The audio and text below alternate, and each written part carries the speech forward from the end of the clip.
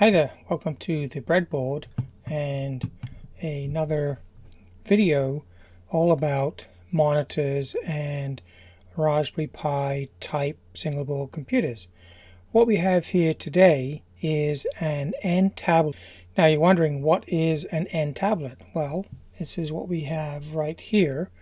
It is a Linux or Android OS based tablet device. You can see this is it here, all-in-one production ready type of device, and it consists of a 7-inch LCD touch display that has a resolution of 1920 by 1200, has a 5-point touch screen, and inside we have a CPU, which is a Rocket 3288, which is a quad-core CPU running at 1.8 gigahertz. It also comes with a Mali T760 quad-core GPU for the graphics, and in support of all of that, it has 16 gigabytes of eMMC memory for flash for your firmware like Linux or Android. Both are available for this device, and it comes with 2 gigabytes of LDDR3 RAM. In addition to that, it has a 5 megapixel front-facing camera right here. You can see the little circle for it. Built-in battery, 4,800 milliampere hour, which should give you a fair amount of runtime. I haven't tested it yet to see how long it will last in normal use. Also comes with a desk/wall mount bracket. You can see here the two holes at the top for screwing through to mount it into a wall, or it can simply sit on a desk and you can put the tablet on the top. This will act as a charging station as well as providing a serial wireless communications port, so you could set up a TTY session using a web browser which is hosted by the base station itself. From what I understand, it's using an ESP8266 module, and the TTL RS-232 is going through the connector on the base into the tablet so that you can establish that session even if you don't have anything yet set up on the tablet.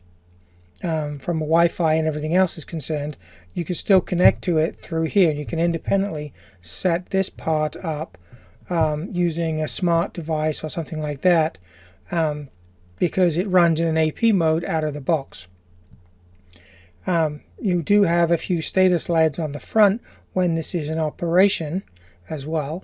Now, going back to the main Ntablet, what we also have is a wireless 802.11 ABGNAC and Bluetooth 4.0 capability built in. We have micro USB 2 interface. OTG features includes a 5-volt 2 amp for charging something like a phone or whatever else you happen to be using with it, or if you have an external monitor perhaps plugged in. Full-size USB 2 interface, HDMI output. It's a micro HDMI, so you may need an adapter depending on the leads you've got. Has a headphone adapter and a TF card slot for what it says is up to a max of 32 gigabytes of SD card. So these are all on the edge. You can see right here, SD card slot, headphones, HDMI,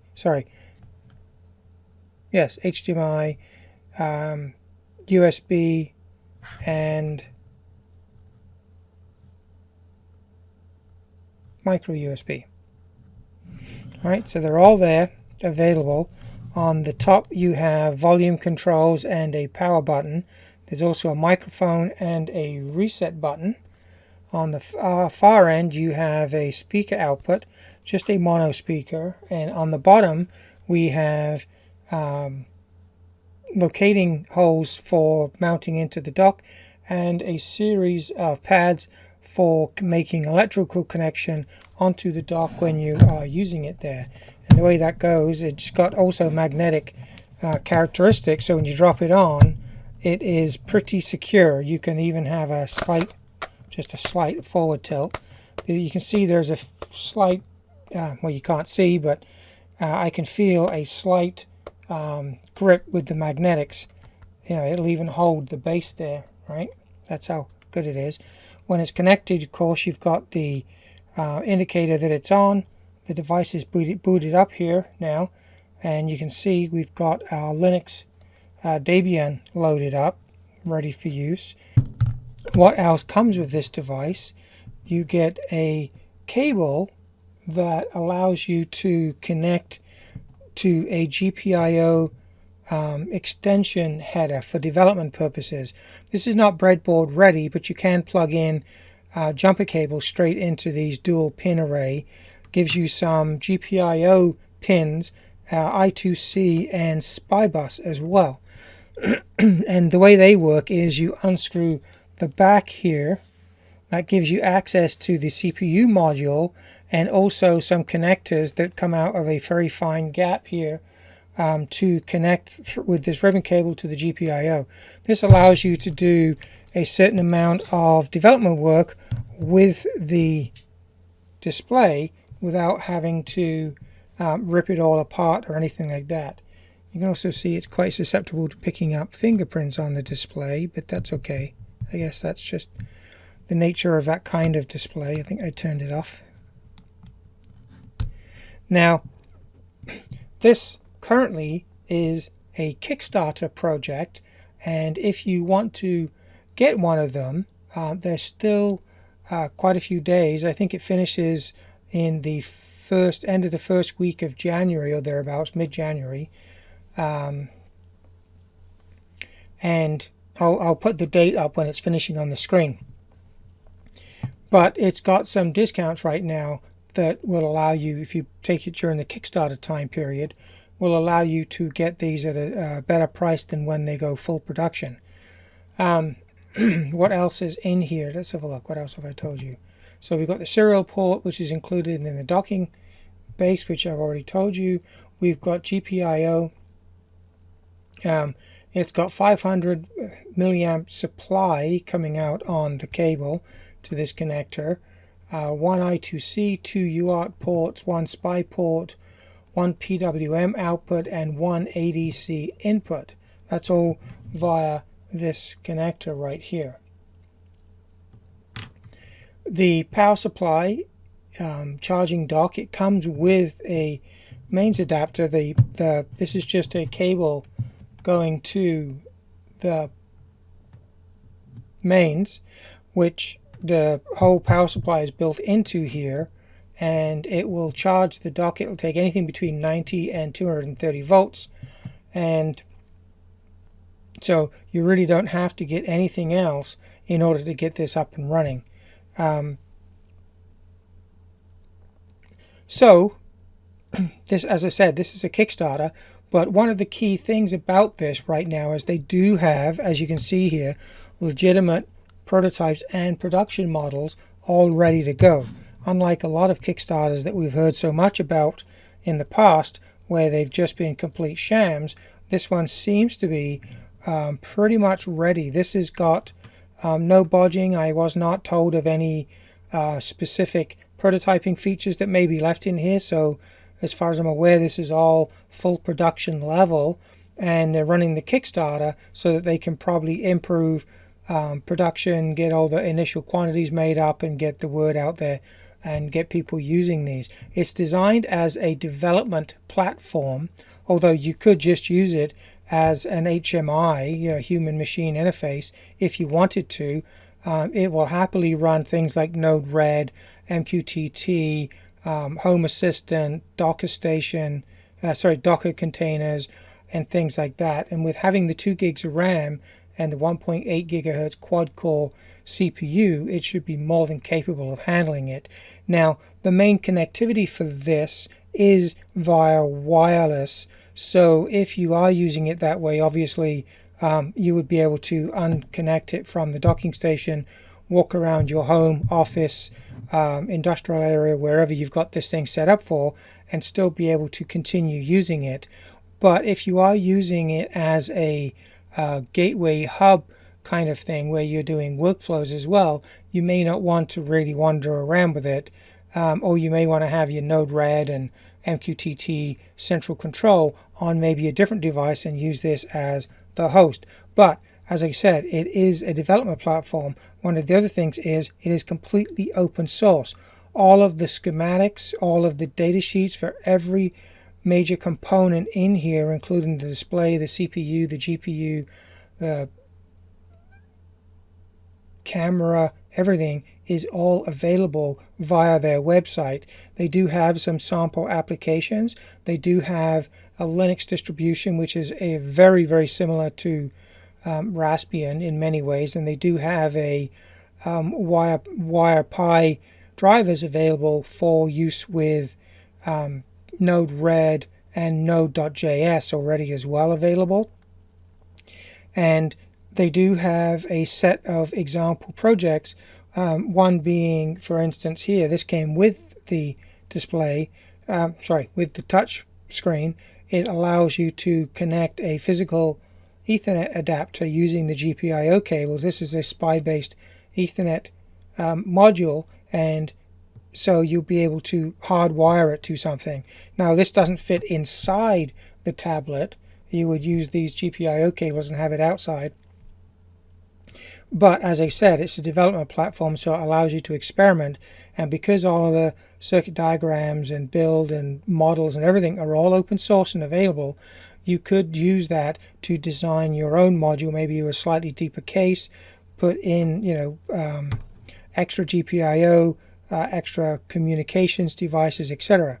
But you can also, as I said, use it as a wall-mounted display controller for your home, your office, your small industrial application, where you can simply have it on the wall for most of the time, showing you the status of your environment, but you could easily take it off the docking base and wander around with it for a while, looking at things and checking things out or whatever.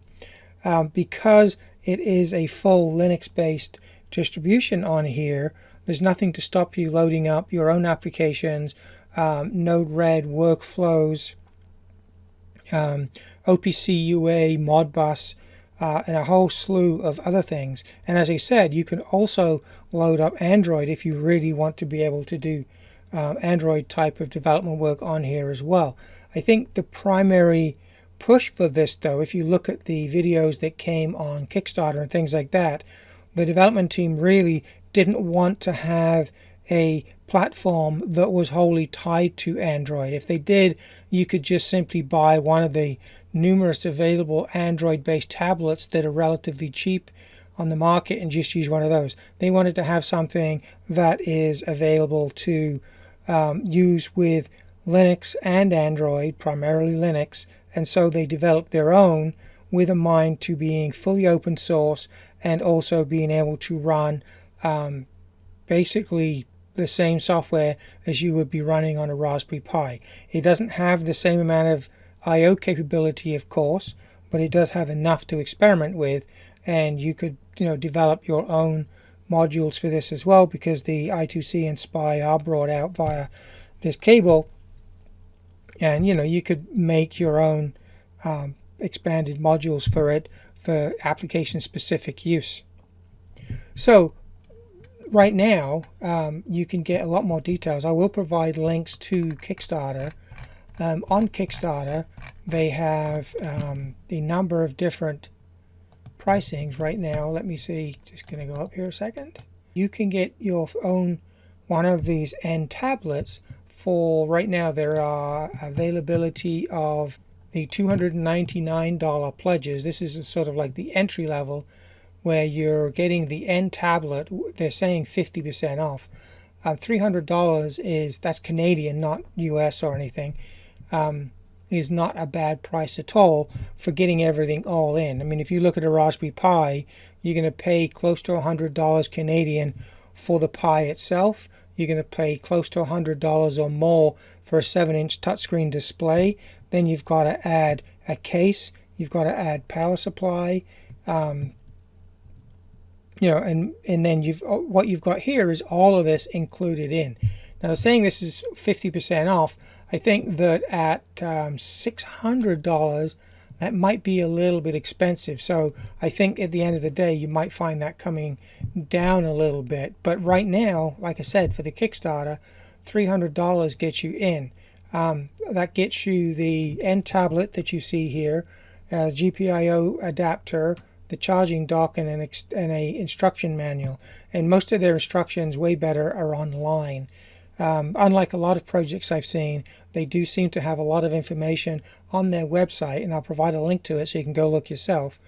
It's not the easiest to navigate right now. It's still fairly new, but pretty much all the information is there. Now, if you go up a little bit more in your pledge, say $329, then you get a mini wireless keyboard, you get a TF card, as well as the kit that you get with the $299. They've also got a $369 kit, which includes you get a sensor kit with it as well that you can experiment with projects and things. And prices go up to $459, and for that you get the main kit, you get 2 GPIO boards, the sensor kit, the wireless keyboard, TF card, additional core board, which means an additional CPU for this. I'll flip it over in a minute and show you inside. Benefit of that is that you could run one with Linux on it and one with Android, and it'd be as easy as just flipping them. Very similar connector type to the Raspberry Pi Core 3 type modules. It's not a Raspberry Pi Core 3. It's a custom designed system, uses a slightly different processor, but still Raspbian capable, Debian capable. Raspbian is for the Raspberry Pi, of course. The estimated delivery for all of this is March 2020. So we're very close to those kind of delivery times. Why have I got one of these? Well, I've been looking around, as you've seen in numerous videos in the past, at different displays that I can use for Raspberry Pis, reusing old displays from laptops, etc., for use with Raspberry Pis and other computers and things like that. And also I've been looking at a lot of single board computers. So one of the things I'm always looking for is something that gives you a little bit of a speed advantage to get things up and running, where you don't have to have everything spread out on a desk and you're worried about shorting things out and everything else. This, from a software development perspective, allows you to implement a number of different applications, and you don't have to worry about having it all closed up. It's got the battery in there, you've got the power supply in there, so even if you want to be able to do development on the road, you can. Now, the one thing I did find with the display, though, is it is a very small font and everything else on the display by default. Just going to boot this up so that you can see. Okay, we're up and running there. Now you can see here these fonts are tiny. I'm going to lift this up. I don't know if it's going to stay in focus, but you can see here that it is tiny. So I know that with Linux you can just change some of the configuration parameters and make these fonts and everything else bigger. So I'm not too worried about that. You can also plug in an external screen to the HDMI port so that you can have a big, 27-inch, 24-inch screen or something like that running as well. So that would allow you to alleviate the issues of the small screen. Now, obviously, once you've got your application up and running, you don't have to worry about that anymore, because you're going to have some kind of graphical display here or something like that probably, and you will have it sized appropriately for a 7-inch display. So even with the 1920 by 1200 resolution, you're going to get some really crisp details, but you're going to have to make the items, the icons, etc., big enough to be able to be usable. Now, because this is a 5-point touchscreen, you can have a complete application running that is completely running from this screen. Now, I will be doing some other videos separate to this intro here, that will go into a little bit more in-depth use of this, including updating the firmware, maybe putting Android on it, see what that goes like. I only have one CPU module, so it will involve overriding the initial firmware that's on here and then flipping it to and fro.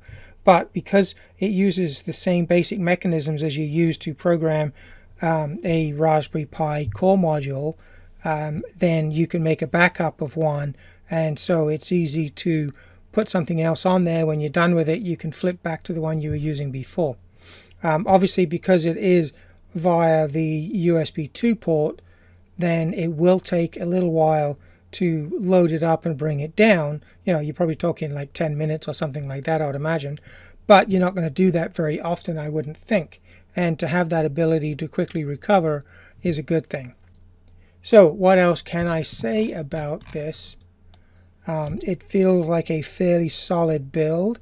It's all proper injection molded plastic cases. The base is well made and solid when it stands up, and I've got it laid down right now because I'm using an overhead camera to look at this thing. The only downside I think about this is the way that you connect the GPIO. You're using these two very fine flexible cables to plug into the GPIO connectors on the motherboard and bring them out via this ribbon cable to the connectors on this GPIO extender. Now, yes, that works, but I think I would have much rather seen a set of sockets somewhere on either the back of the module, maybe off to the side where you can get it even when it's in a docking station, or on the side of it where you could maybe flip a little rubber cover and get to some GPIO pins that way. I can see this getting broken fairly easily, but that's the only downside I've seen of it so far. I mean, there's not a huge amount of I/O on here, but because it's got the I2C and SPI, there's absolutely nothing to stop you connecting up a SPI or I2C serial to 16 port I/O chip. I've done videos on that kind of thing with a Raspberry Pi in the past, and there are plenty of them on the internet, in YouTube and other places, that tell you how to do that with a Debian operating system. So it's pretty straightforward. I will probably try things like that in future videos. So I think that what I want to do right now is flip it over and show you the inside on the back of this as well. So let's just do that right now. Right. So standard power button, if you hold it for about 5-6 seconds, it'll shut down the system. So we just flip this over. All you need is a little crosshead screwdriver, 2 screws.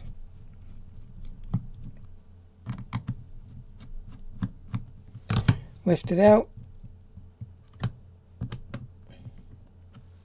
Take the cover off.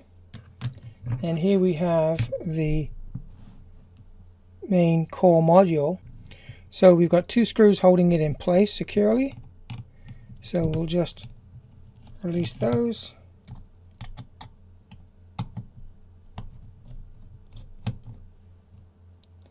They're not captivated, so make sure you don't lose them underneath inside the unit. That would be kind of bad. Although it does look like it may well come apart relatively easy.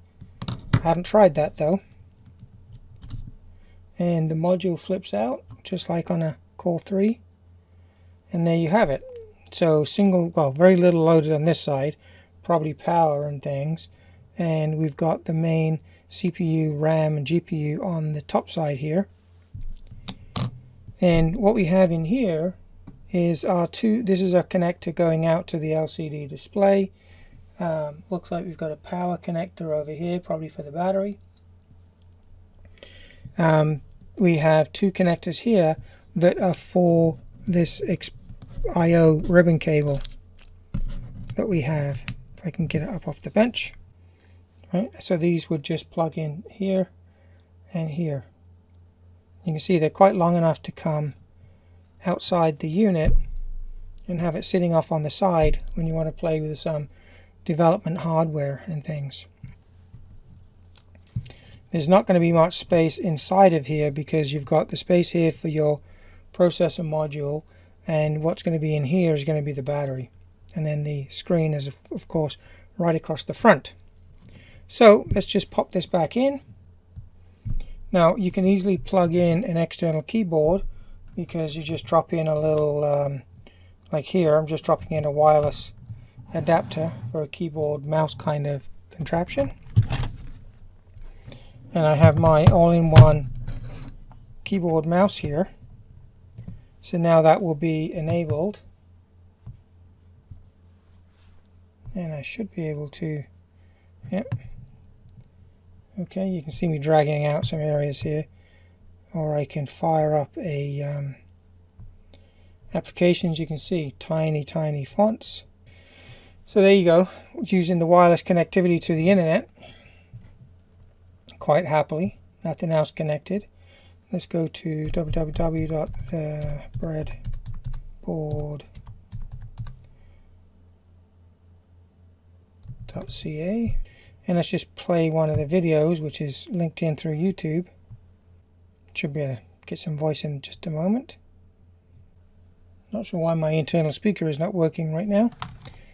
As I said, this is the first look at this as well, and first time playing with it. This is supposed to be the volume right here.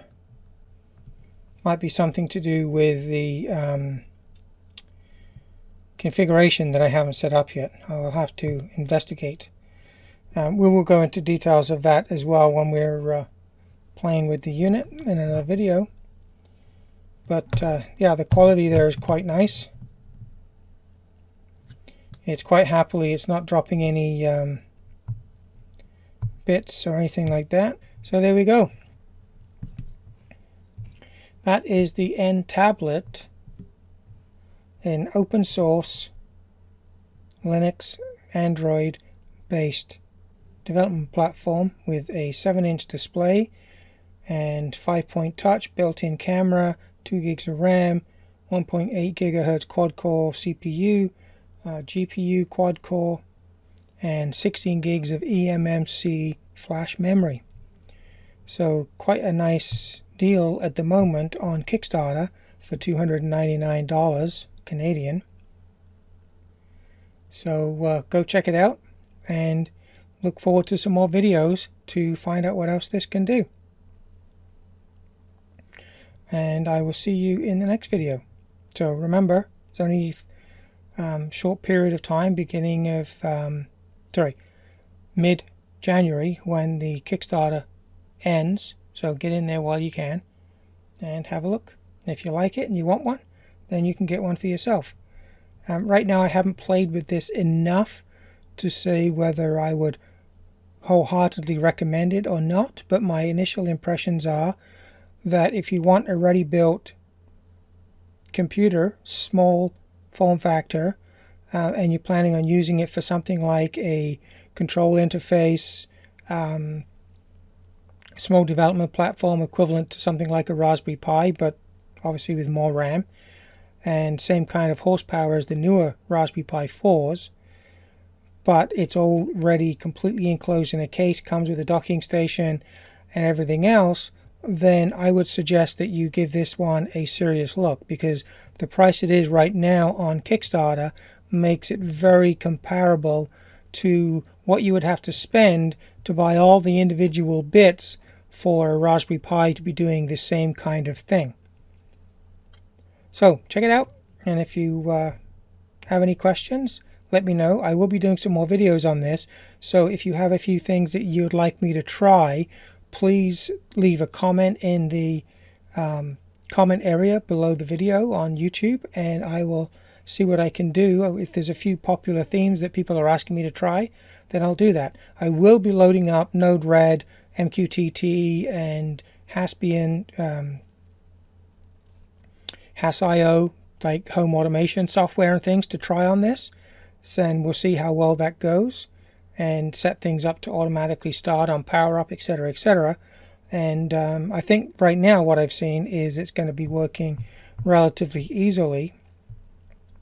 So yeah, go check it out and look out for the next in a number of videos for this. Bye.